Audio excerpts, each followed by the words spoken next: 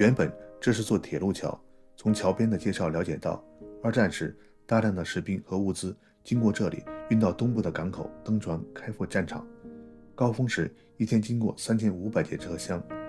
那时黄日宇正在陆军参谋学院学习。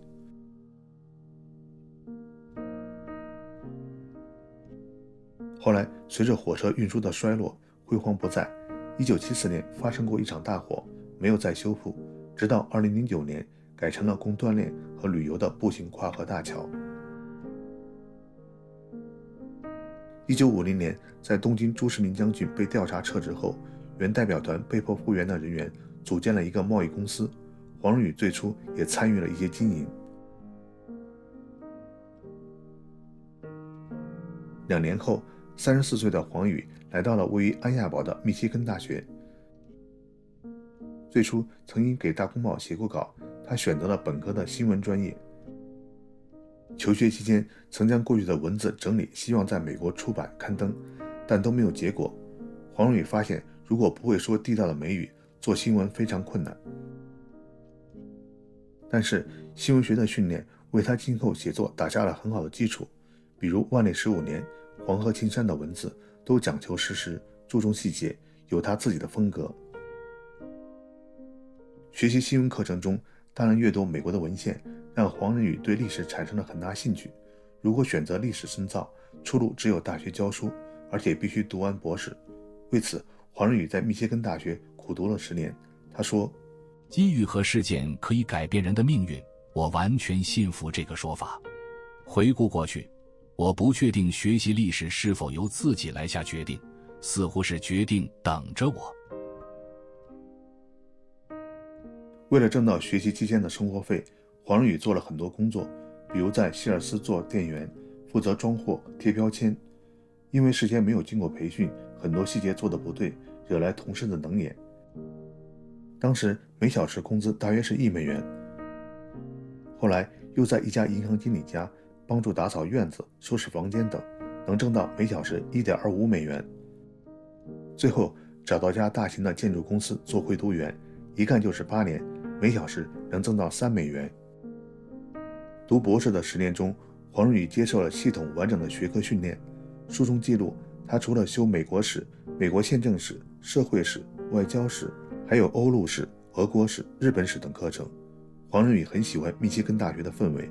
他说，回顾过去，如果要利用我的背景作为史学家的准备条件，我不可能找到一个比密歇根大学更好的地方。安亚堡校园的核心是个大广角，来自4个角落的小径再次交汇，形成 X 形，我们称之为对角。环绕广场的是高低不一的建筑，就大楼的正面是厚重石墙，但新的侧翼可能是玻璃和铝柱建筑。校舍展现出不同时期的风格，希腊神殿、哥特式大教堂、国际风格、苏利文和法兰克莱特等等。如果在蓄意的不规则中展现自然流畅，可以算作是创造力。密大学生每天经过对角时，一定可以从中获得不少启发。1964年，46岁的黄日宇获得了博士学位。毕业那天，学校几经周折，请到了总统林登·约翰逊发表演讲。之前本来是请肯尼迪，但总统不幸遇刺，还好接替的总统最终答应百忙之中参加了毕业典礼。在密歇根大学体育馆里，我们看到校长将一顶米蓝色的方巾放在约翰逊总统头上，因此这位伟大社会的发起人就能以名誉法学博士的身份向毕业班致辞。现在我衣柜里也有一式一样的方巾，是我凭一己之力在同样场合获得的。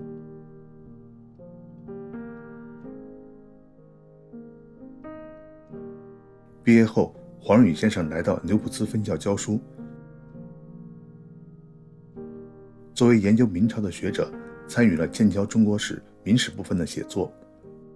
黄先生撰写书中的第6章隆庆和万历时期。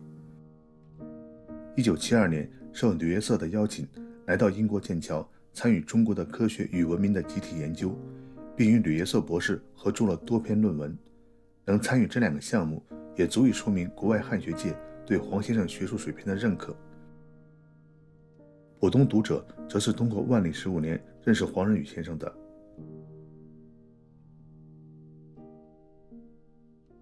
半天时间，我们在刘卜兹看到了黄先生的故居和他工作的学校。在小镇一家有年头的中餐馆午餐时，想起黄先生在书中提到，他们时常从中餐馆点外卖，应该也来过这家中餐馆吧。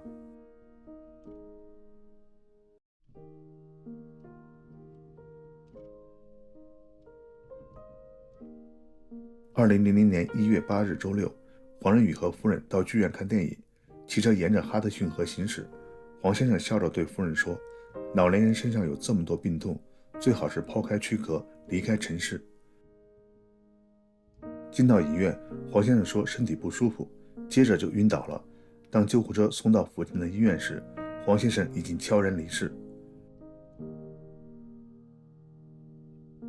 黄先生在书中曾对人生的经历感叹地写道，令人产生严重幻觉的是，很长一段时间，选择似乎操纵在我们手中，但大门砰地关上时，个人只能默默接受他们在历史上扮演的角色，而多数人是由个性和偶然际遇来决定站在哪一边。